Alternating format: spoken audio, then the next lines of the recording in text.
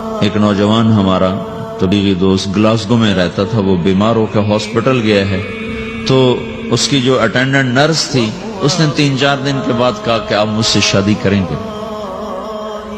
اس نے کہا میں مسلمان ہوں، تم کرسچن ہو؟ کہا میں مسلمان ہو جاؤں، اگر آپ شادی کر دو تو میں مسلمان ہوں۔ اس نے کہا تم کس وجہ سے مجھے یہ پیشکش کر رہے ہو؟ وہ کہنے کہ میں 3 دن سے تمہیں دیکھ رہی ہوں تو کہ تم نے ایک دفعہ بھی نظر اٹھا کے مجھے نہیں دیکھا، میں نرس ہوں، میری زندگی یہاں گزری ہے، میں نے کوئی نوجوان ایسا نہیں دیکھا جو لڑکی کو دیکھ کے نظر جھکا لیتا ہو، میں پہلی دفعہ اپنی زندگی میں کسی کو دیکھ رہی ہوں کہ جب اس کے سامنے میں آتی ہوں تو اس کی نظر جھک جاتی ہے، تو مجھے یقین ہو گیا تیرے اندر سچائی ہے۔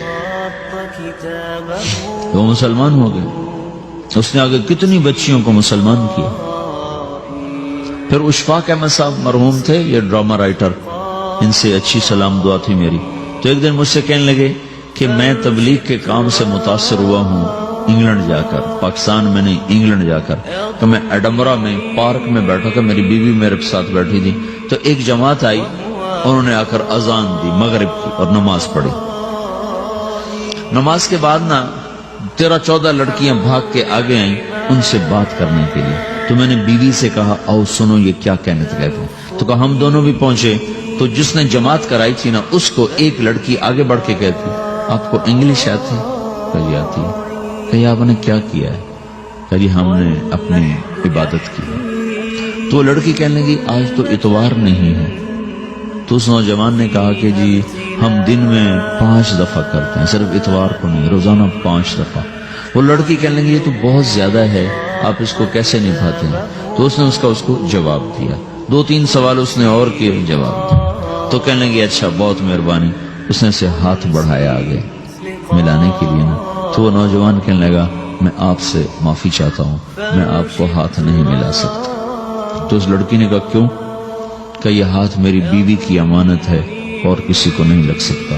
تو لڑکی کھڑی تھی، وہ زمین پہ گر گئی، صرف اس بہت وہ زمین پہ گر گئی، کھڑے کھڑے وہ زمین پہ گر گئی اور وہ بچوں کی طرح رونے لگی پھوٹ پھوٹ کے، اور کہنے لگی وہ لڑکی کتنی خوش قسمت ہے جس کے تم خامد، کاش یورپ کے مرد بھی ایسے ہی ہوتے۔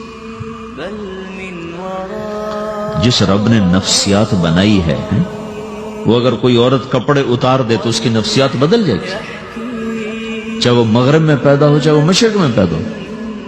عورت کی نفسیاتی حیا ہے اور وفا ہے، وہ کسی وفادار کی تلاش ہے، تو وہ اس کو پتہ بھی نہیں ہے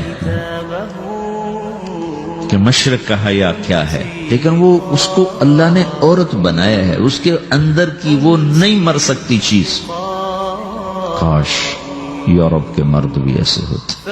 اور آنسو پوچھتی ہوئی وہاں سے اٹھ کے چل دی۔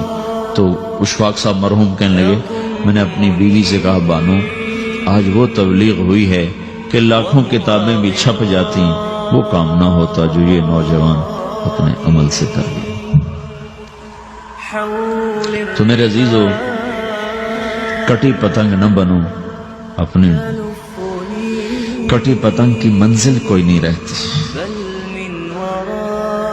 اللہ اس کے رسول کے ہاتھ میں اپنے ڈور دے کے چلو، اللہ اس کے رسول کی غلامی میں اپنے آپ کو چلاؤ تو اللہ تمہیں بھاگ لگائے، عزت بھی دے گا۔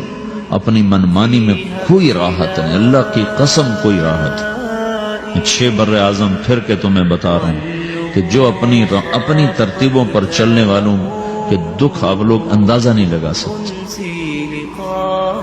چلنا ہے تو اللہ اس کے رسول کی زندگی کو اپنا کے چلو، اللہ تمہاری دنیا بھی سکھ والی بنائے گا، آخرت بھی سکھ چین والی بنائے گا۔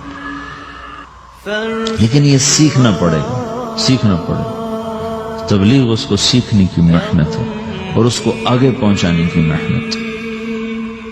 تو یہ عمر ہے، اس وقت ساری دنیا اسلام کے لیے تیار ہے، چونکہ نظریاتی طور پر دنیا شکست کھا چکی، کسی کے پاس کچھ نہیں۔ تو ہمارے پاس ایک ایسا خوبصورت نظریہ ہے کہ جو ان کو بڑی تیزی سے اپنی طرف کھینچ سکتا ہے، اور اللہ کا احسان ہے کہ تیزی کے ساتھ نسلوں کا رخ اللہ کی طرف ہو رہا ہے۔ تھوڑی ہمت کرو، چھٹیوں کا وقت تبلیغ میں دو، باقی وقت اپنی تعلیم کو دو، گھر جاؤ تو ماں باپ کے خادم بن کے رہو، نوکر بن کے رہو۔